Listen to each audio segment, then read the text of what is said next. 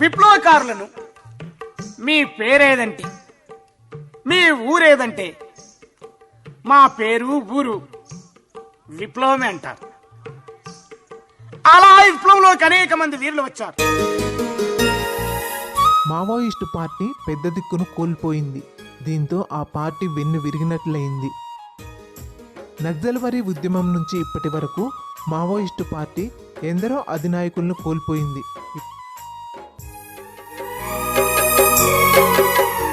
బెంగాల్లోని నక్సల్బరీలో 1967 మే 25న మొదలైన సాయుధ రైతాంగ తిరుగుబాటును అసలైన మార్గంగా గుర్తించిన వారిని నక్సల్గా వ్యవహరిస్తున్నారు.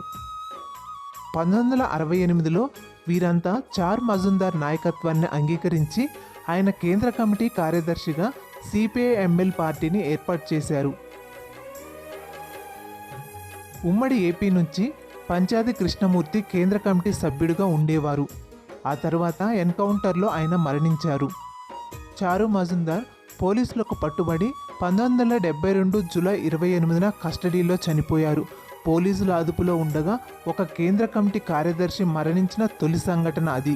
మందిలో ఒక్కరు పుడతారయ్య మీలాంటోళ్ళు, జాతికే ప్రాణాలను అంకితం చేసేటోళ్ళు.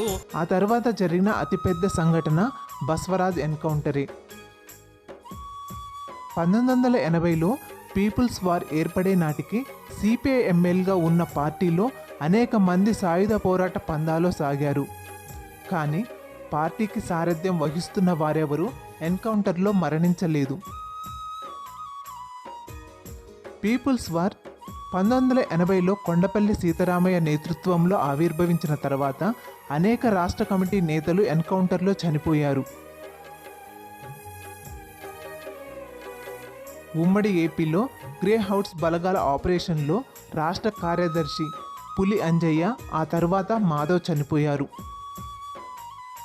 1999 డిసెంబర్లో పీపుల్స్ వార్ కేంద్ర కమిటీ సభ్యులు నల్లా ఆదిరెడ్డి, ఎర్రం రెడ్డి, సంతోష్ రెడ్డి, శీలం నరేష్ ఎన్కౌంటర్లో మరణించారు.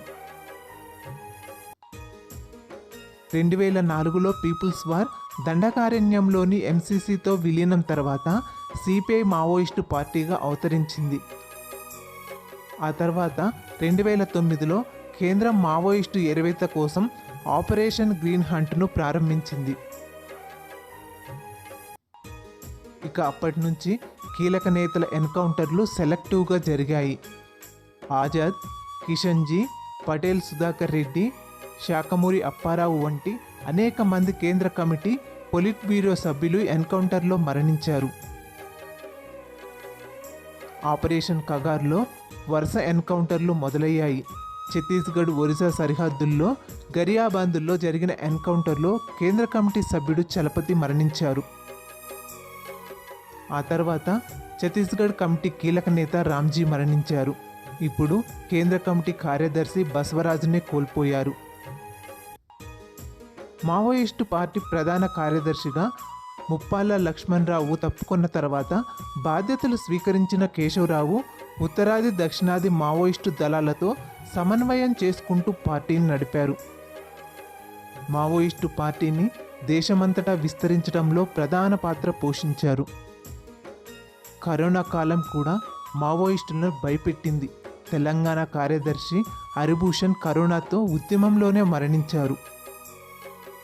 కేంద్ర కమిటీ సభ్యునిగా ఎన్కౌంటర్లో మరణించిన నల్లా ఆదిరెడ్డి భార్య సరోజిని కరోనా బలి తీసుకుంది. ఆ విప్లవంలోకి వచ్చినటువంటి వీరులు విప్లవాన్ని ప్రేమించవచ్చారు. అలా విప్లవాన్ని ప్రేమించడమే కాదు, ఆ విప్లవంలో జీవించడానికి వచ్చారు. ఆ విప్లవాన్ని జీవింపజేయడానికి, జీవితం ఇవ్వడానికి వచ్చారు. అలా జీవితం ఇచ్చిన కామ్రేడ్స్ అనేక మంది, వేలాది మంది ఉన్నారు. మొక్కల్లనా